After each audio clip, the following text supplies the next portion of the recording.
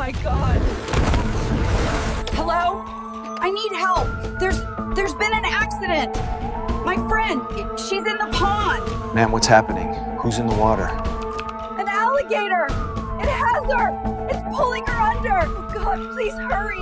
She's gone. He's got her. It's a death roll. He's gone under with her. Please, you have to save her. Oh my God, she's gone.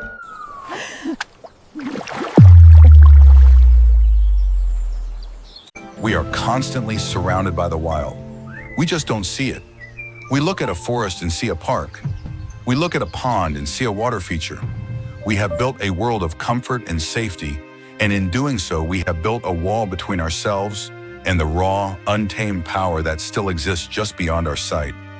We're told to keep our distance, to read the signs, to respect the boundaries. But deep down, we all have a dangerous impulse, a desire to get closer, to see for ourselves, to believe that our human intellect, our smartphones, and our good intentions can somehow bridge the gap between us and the beast. But there are some chasms that can never be crossed.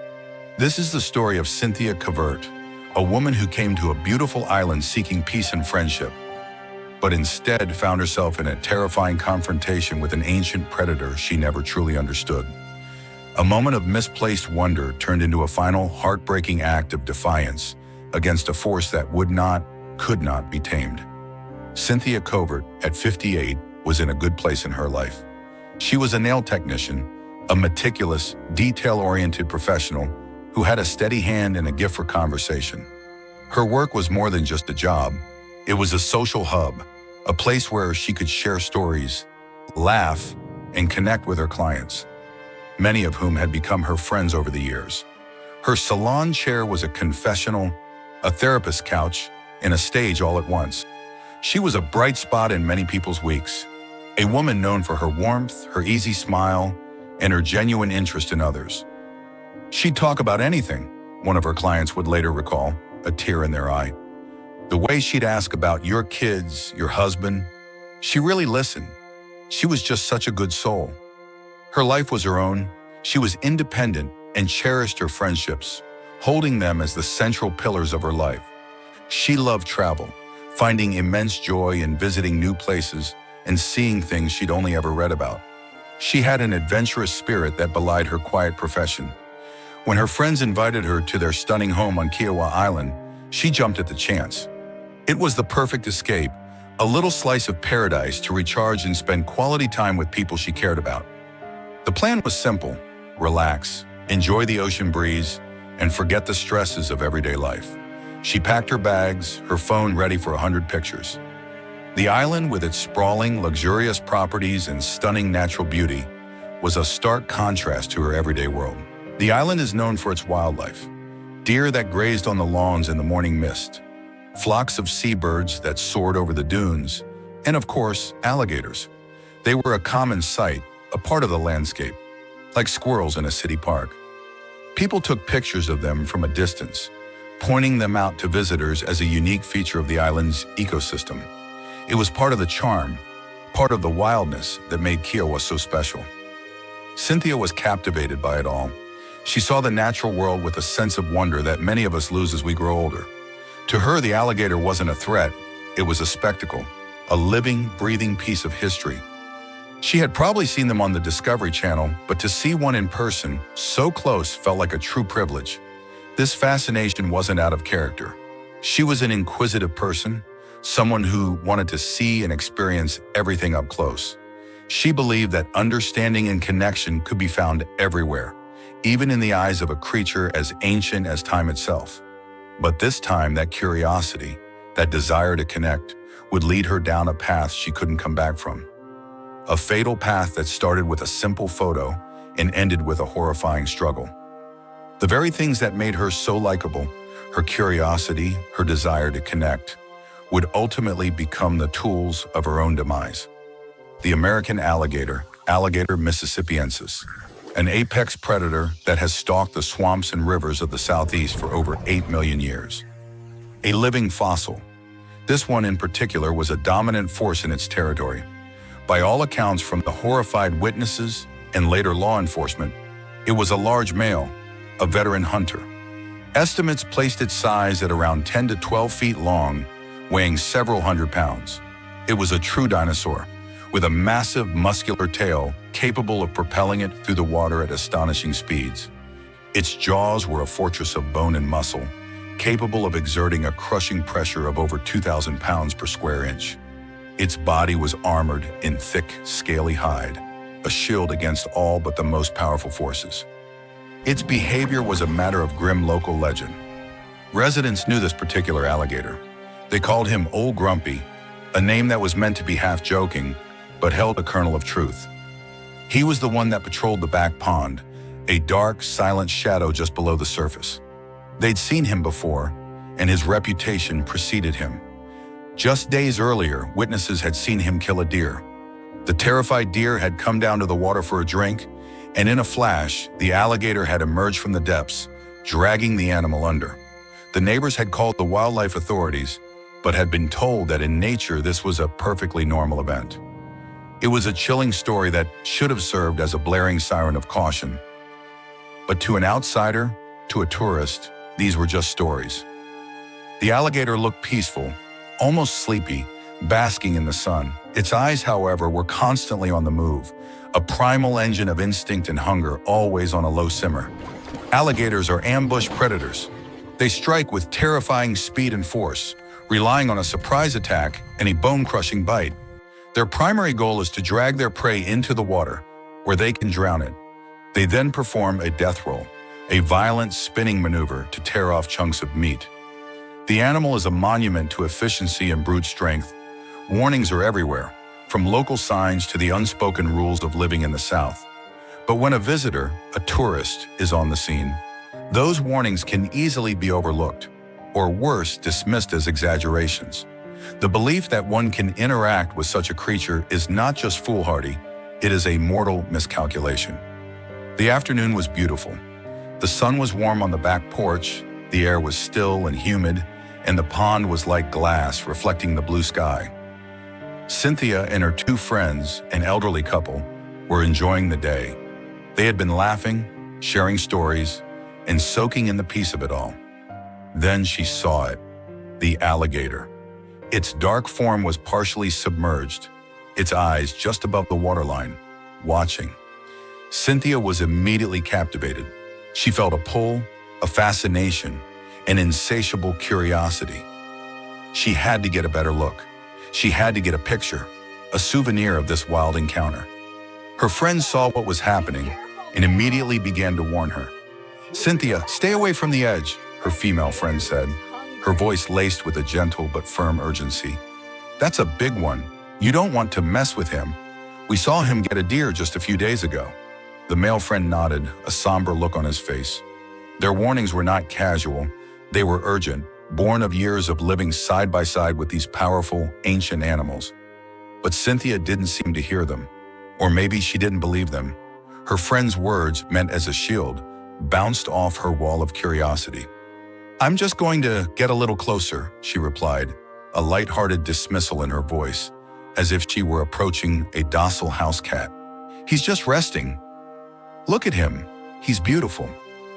She walked off the porch, across the manicured lawn, and toward the water's edge. The friends watched, their anxiety rising with every step she took. Their gentle warnings turned to panicked pleas. "Cynthia, no! Get back here, please!" She was already too close. The gap between her and the predator was closing. She was so close she could have reached out and touched the water. She was, according to witnesses, even talking to the animal, murmuring something about wanting to pet it. She believed in the power of empathy, even with a reptile. The chasm between her perception of the animal and its true nature was vast, a gulf that she was about to fall into head first. She saw a curiosity. It saw a meal. She saw an opportunity for a photograph. It saw an opportunity to feed. All the warnings, all the pleas, all the years of human evolution shouting at her to retreat were ignored in that fatal moment of misjudgment. The alligator, a coiled spring of muscle and instinct, waited. It didn't need to stalk. Its prey had come directly to it. The air felt thick, heavy with unspoken dread. The two friends on the porch watched in horror, their voices now just panicked shouts lost to the wind. Cynthia, mesmerized, knelt at the very edge of the pond. Her phone was in her hand, the screen glowing, a single-minded focus on capturing the perfect shot. She leaned in, a little too far, her hand outstretched, as if to greet a friend. A gesture of familiarity towards a being that understood only one thing: instinct. In a split second, the water erupted. It was a violent, shocking explosion of power and fury. The alligator, which had been perfectly still, surged forward with unimaginable force. It wasn't a slow approach, it was a rocket of scales and muscle, a blur of motion. A horrifying, wet thud echoed across the lawn as its jaws snapped shut on Cynthia's leg. The friends later described a sound that they would never forget: the sickening crunch of bone and flesh, a sound that was far worse than any scream. She was instantly pulled into the water, a sickening splash that broke the silence of the afternoon. The friends screamed, their pleas now turning to primal fear. One of them, in a desperate, frantic act, ran to get a rope that they kept on the porch. When they returned, Cynthia was in the water up to her waist. She was fighting, trying to pull herself back to shore, her face a mask of shock and pain. The friends tossed the rope to her, a last, desperate lifeline. Cynthia, fighting against the crushing pressure on her leg, grabbed hold of it. Her friends began to pull, their muscles straining against the immense, unseen force of the alligator. In this moment of pure terror, as her life hung in the balance, something chilling happened. She looked at her friends, her face a mask of pain and shock, but her voice was eerily calm, a voice resigned to a fate she had brought upon herself. She said, "I guess I won't do this again." It was a moment of shocking clarity, of accepting the consequences of her actions. And then her grip on the rope slipped. The alligator, with a sudden, violent lurch, dragged her completely underwater. The surface of the pond boiled for a moment, then went still. The last thing her friends saw was the water closing over her head. The death roll had begun. The silence that followed was more deafening than any scream. It was the silence of finality, of an ending that nobody could stop. The 911 call was a desperate, chaotic plea that came through fragmented and panicked. Sirens wailed in the distance, growing louder with every passing second, a dissonant soundtrack to a beautiful day gone wrong. First responders, including Charleston County Sheriff's deputies and local firefighters, descended on the scene.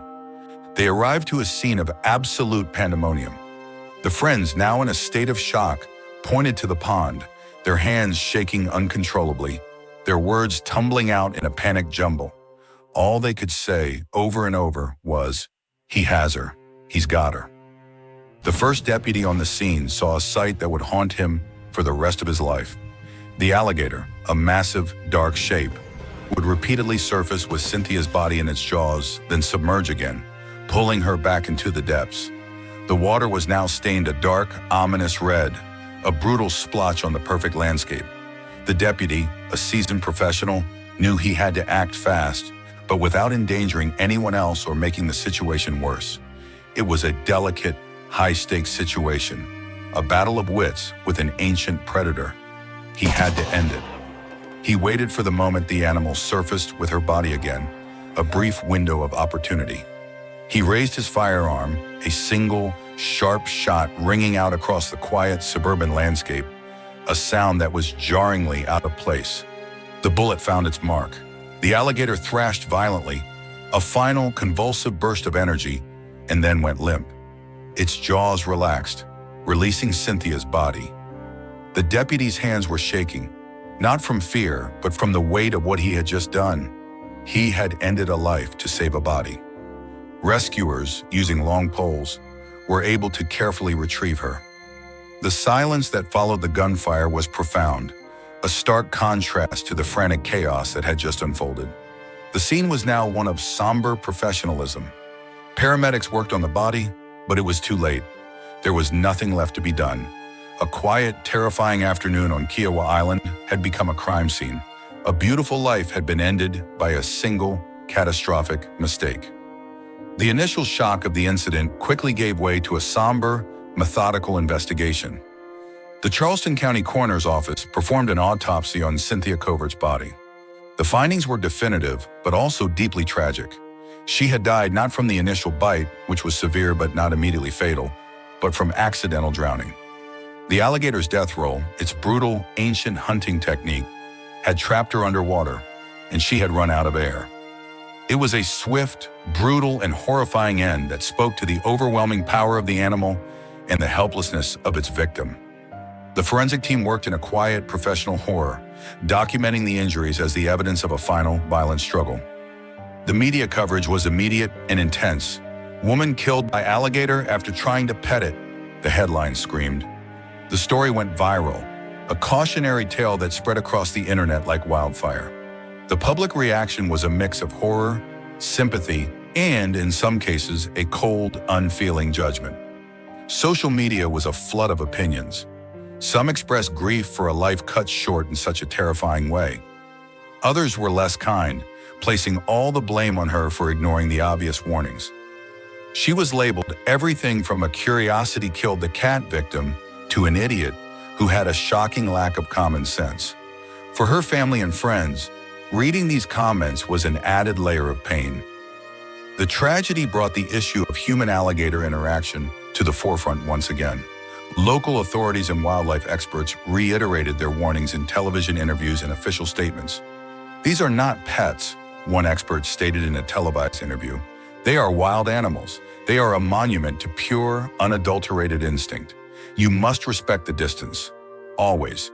The incident sparked a debate about the balance between nature and suburban life, about the responsibility of homeowners and visitors to understand the dangers that are part of the landscape. It was a terrible reminder that even in a place as perfect as Kiawah Island, nature holds the final say. For her friends, the grief was complicated. They were not only mourning a life, but also dealing with the trauma of what they had witnessed. The memory of her last words, so calm and accepting in the face of her own death, would haunt them forever. They had done everything they could. They had warned her. They had thrown her a lifeline. But in the end, it wasn't enough. The community, for a time, felt a new kind of fear. The serene ponds were no longer just a beautiful feature of their homes. They were now a constant, chilling reminder of what lurked beneath the surface. Children were told to stay away from the water's edge, and neighbors looked at each other with a new shared understanding of just how fragile their peaceful existence truly was. The story of Cynthia Covert is a haunting and tragic reminder that in the grand tapestry of nature, we are not always the dominant species. We have built our cities and our homes, and we have learned to control so much of our world. But there are still places, still creatures that exist outside our control. The alligator, an animal that has barely changed in millions of years, is a living relic of a time when every moment was a struggle for survival.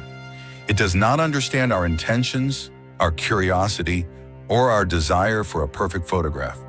It only understands instinct. And in the final terrifying moments of Cynthia's life, that instinct proved to be a force more powerful than any warning, any plea, or any human will to survive. Her last words were a chilling epitaph, a final, quiet admission that she had underestimated the wild. The pond on Kiawah Island will always look beautiful, but now, to those who know the story, it holds a terrible secret.